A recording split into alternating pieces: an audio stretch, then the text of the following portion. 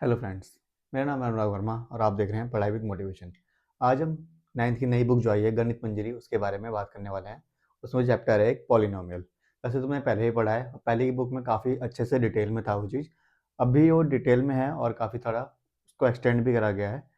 ठीक है, लेकिन अभी क्या करा गया है कि कुछ चैप्टर को हल्का सा कम कर दिया गया है। ठीक है, तो पॉलिनोमियल चैप्टर बहुत ईजी है, ना कुछ हार्ड नहीं है उसमें, क्योंकि इसमें आइडेंटिटीज थोड़ी सी हार्ड होती है, वो अब अगले चैप्टर से अगले चैप्टर में है, तो उसको ही पढ़ेंगे। लेकिन अभी हम थोड़ा सा पॉलिनोमियल का इंट्रोडक्शन समझते हैं।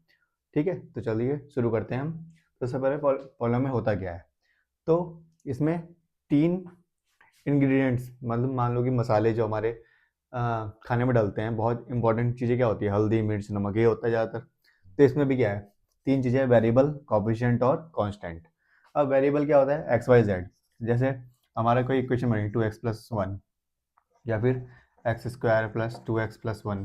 ठीक है, ये हमारे इस टाइप से हमारा पॉलिनोमियल बनेगा। ठीक है, दूसरा होता है कोफिशिएंट, मतलब कोई चीज़ उसके साथ चिपक गई है। मान लो कि ये 2x² के साथ चिपक गया, तो x² का कोफिशिएंट क्या होगा, 2। कहीं पूछेगा कि x का कोफिशिएंट क्या है, तो उसके साथ जो चीज़ चिपकी हुई है ना, वो उसका कोफिशिएंट हो जाएगा, तो 2 उसका कोफिशिएंट हो गया।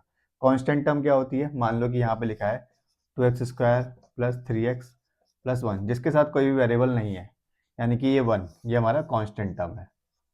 ठीक है, तो वो कांस्टेंट टर्म क्या हो गई, जिसे तुमने छोड़ दिया है, जिसे हम कभी कभी यूज़ करते हैं मसालों में, समझ लो। मान लो कि हमने कोई चीज़ बस स्वाद के लिए डाली है किस चीज़ में, तो वो कांस्टेंट हो गया हमारा। ठीक है, तो ये बहुत नॉर्मल सी चीज़ है, तो मैं तुम्हें एक एग्जाम्पल के साथ समझा रहा हूँ। अब इसमें इसका हीरो क्या है, लीनियर पॉलिनोमियल। इसकी हाईएस्ट डिग्री हमेशा क्या होगी, 1 होगी, क्योंकि लीनियर पॉलिनोमियल की हाईएस्ट डिग्री क्या होती है, 1 होती है। और इसका स्टैंडर्ड फॉर्म का हम लिखते हैं ax+b में। ठीक है, वैसे हमारा जो फॉर्मूला बनता है वो बनता है ax² + bx by+c = 0। ठीक है, अगर हम नाइन्थ की बात करें, ये हम 10th की बात कर रहे हैं, तो हम नाइन्थ की बात कर रहे हैं, तो ax+by+c = 0। अगर हमारी कोई टर्म है, मान लो ये है 2x² + 3y+1 = 0। अब पूछेगा कि इसमें ए बी सी की वैल्यू निकालो, तो ए की वैल्यू कंपेयर करो तो 2, बी की वैल्यू 3 और सी की वैल्यू कितनी हो जाएगी, 1। तो इसी तरह से हमारे वैल्यूज निकाल सकते हैं हम पॉलिनोमियल में। ठीक है, तो लीनियर पॉलिनोमियल में हाईएस्ट डिग्री क्या हो जाएगी, 1 हो जाएगी। अब तुम इसमें अगर कोई क्वेश्चन पूछे, जैसे मान लो यही क्वेश्चन है, तो उसमें पूछेगा हाईएस्ट डिग्री क्या है, तो सबसे बड़ी जो पावर होगी उसमें, वही उसकी हाईएस्ट डिग्री होती है, तो इसकी हाईएस्ट डिग्री क्या हो जाएगी, 2। ठीक है, तो इस चैप्टर में ज़्यादा कुछ खास नहीं है, कुछ ग्राफ बनाने के लिए है, ऐसे क्वेश्चंस हैं, और कुछ नॉर्मल क्वेश्चंस हैं, और इसमें इसके अलावा और कुछ खास नहीं है। मैं तुम्हें सारे क्वेश्चंस कराऊंगा जो बुक में दे रखे हैं वो। हाँ, वर्ड प्रॉब्लम्स हैं वो काफ़ी अच्छी हैं, उनको अच्छे से करना है। ठीक है, क्योंकि एक जादू है पॉलिनोमियल कि कोई भी चीज़ आप डब्बे में डालते हो 2 रुपये, तो सीधा डबल हो जाती है। कैसे हो जाती है, मान लो कि यहाँ पे 2x+1 है।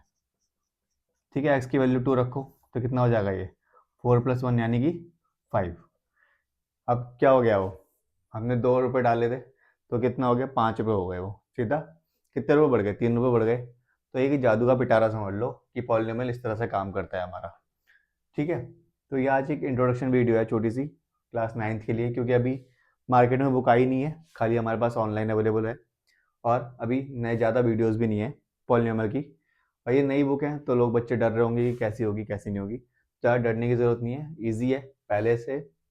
मैं अगर बोलूँ तो पहले की बुक भी अच्छी थी, बहुत अच्छी बनाई थी पहले की एनसीईआरटी बुक 9th की, काफ़ी बेसिक और अच्छे से क्वेश्चन दे रखे थे। लेकिन अभी की बुक भी अच्छी बना रखी है, काफ़ी क्वेश्चन हैं, आइडेंटिटी वाले क्वेश्चन जब आए करेंगे तो वो भी है। अभी भी काफ़ी ठीक ठाक क्वेश्चन दे रखे हैं, तो ज़्यादा डरने की ज़रूरत नहीं है, अच्छे से हो जाएगा। जब तुम बुक को 2-3 बार कर लोगे तो उसका पैटर्न भी समझ में आ जाएगा, और किस टाइप का क्वेश्चन आते हैं एग्जाम में वो भी समझ में आ जाएगा।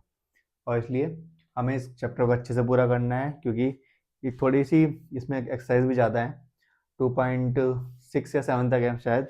लेकिन कोई दिक्कत नहीं, ज़्यादा क्वेश्चन नहीं है किसी में भी, तो हम सारे क्वेश्चंस करेंगे, सारी एक्सरसाइजेस करेंगे अच्छे से। मेरे साथ जुड़े रहना।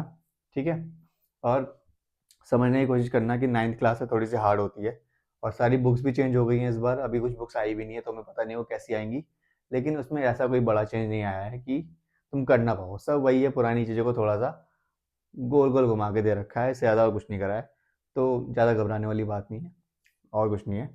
जैसे एनसीईआरटी थी वैसे ही है, पढ़ने में कोई 1 2 3 4 नहीं बदल सकता, ABCD नहीं बदल सकती, वो कोई नहीं बदल सकता, तो उसमें भी कोई डरने वाली बात नहीं, कुछ बदला नहीं है ऐसा।